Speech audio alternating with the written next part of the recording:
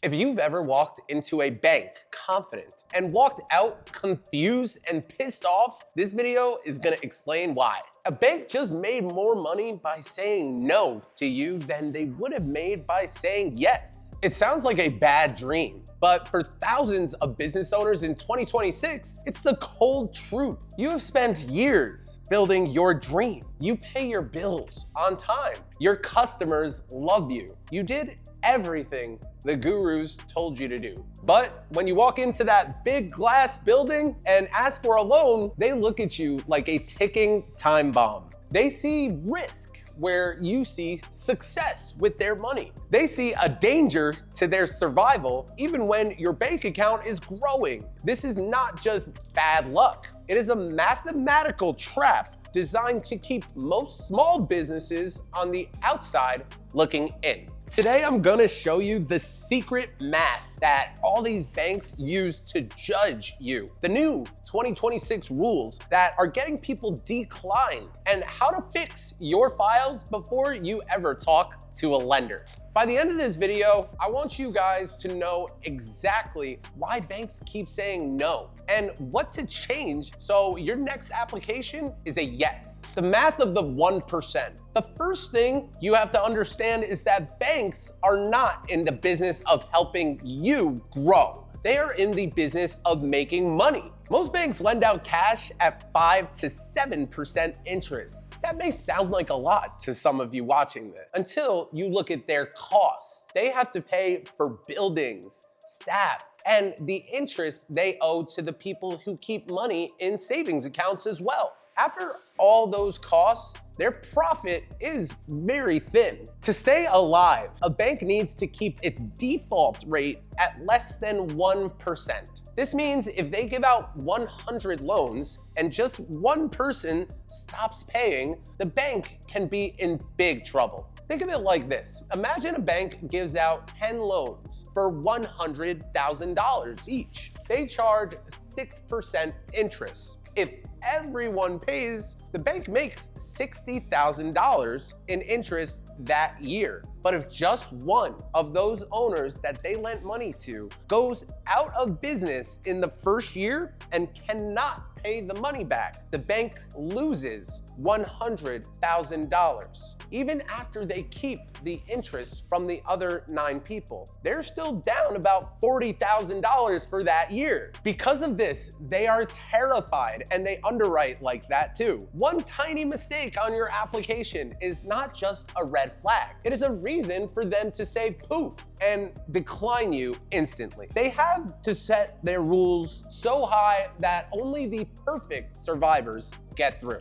The $500,000 wall. You might think asking for a small loan of $50,000 is safer for a bank than asking for $500,000. It is actually the opposite. Most big banks have a silent rule where they don't even want to talk to you unless you need and qualify for at least $500,000. The reason is simple and a bit mean. It costs the same bank the same amount of time and the same amount of work to check a small loan as it does to check a giant one. Since the interest they make on a $50,000 loan is so small, they actually lose money just paying the staff to process that paperwork. This is why small businesses get stuck with no, while big companies get the yes. If you ask for less than $500,000 because you're just not there yet, you are usually graded by a computer, not a human. And as you might know, these computers are heartless. They look for any reason to toss your file in the trash. And in 2026, those computers have a brand new rule book that is much harder than it used to be.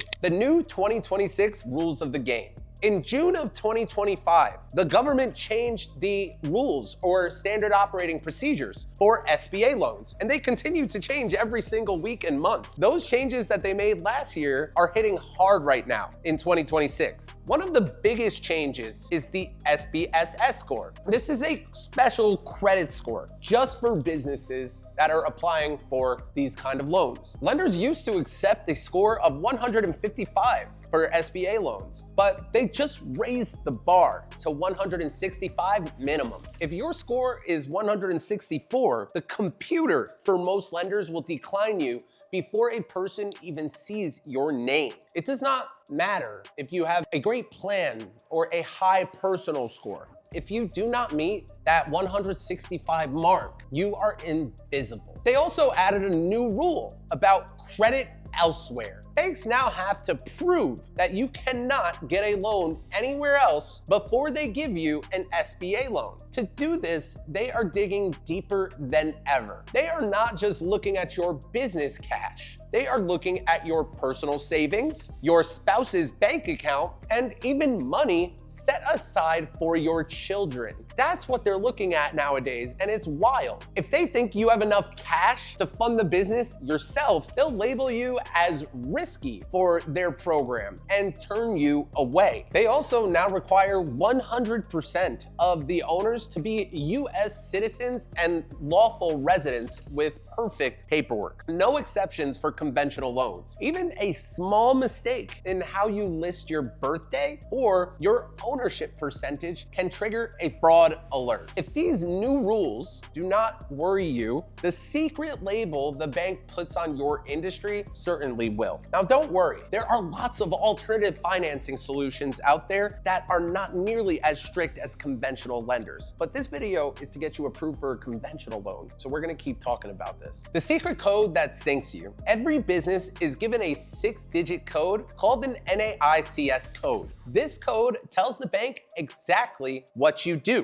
before they even talk to you. You might think you are a consultant, but if you pick the wrong code when you started your LLC, the bank might see you as a high-risk gambler. Banks have a list of prohibited industries. If your code is on that list, you are a no before you even walk through the door or speak with anyone. For example, jewelry stores, used car dealers, and even some types of restaurants are seen as cash heavy or unstable. Banks hate cash because it is hard to track and it's hard to collect, and it's very easy to steal. If you picked a code that mentions financial transactions as well, the bank might think you are a money lending business like ours, and they will decline you to avoid legal trouble. Most owners never even look at their code, but the bank uses it to decide your fate in seconds. Is your code fundable? If you think this is crazy, wait until later on in this video where you hear why your perfect credit score might still be useless to a lender. If you're already wondering whether your code, your industry, or your file is fundable, there's a link below where my team will underwrite your file like a bank and show you exactly what's blocking you and how to get a yes. The comparable credit paradox. This is the part that breaks the hearts of most business owners. You have a 780 personal credit score. You've never missed a payment. You feel like a king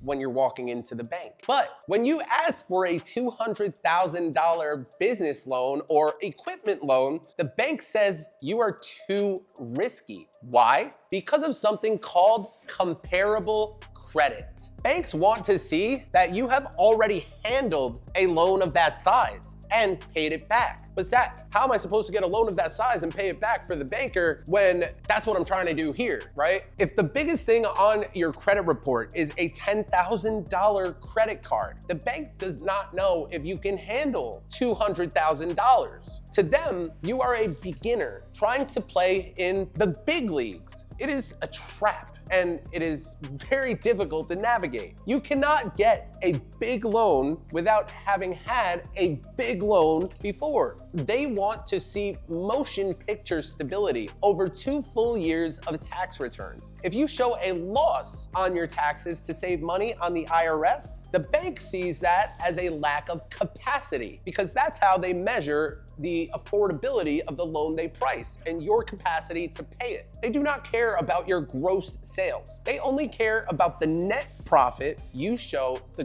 government. Fortunately, there are a ton of alternative lenders for equipment or working capital that you can leverage to build that comparable credit. If you can survive the check, you still have to face silent killers hiding in your bank statements as well, though. The silent killers of success. The bank will ask for your last 3 to 6 months of bank statements. Lots of alternative lenders will go off of these as well. They are looking for one specific thing that will kill your deal instantly. They're looking for NSF events, overdrafts, low average daily balances. And NSF is when you try to pay a bill, but you do not have enough money in the account. Even if it was a mistake and you fixed it the next day, the bank sees it as a sign that you do not know how to manage your cash. 5 or more NSFs in 90 days can very oftentimes lead to an automatic decline or an extremely high price, high risk credit facility.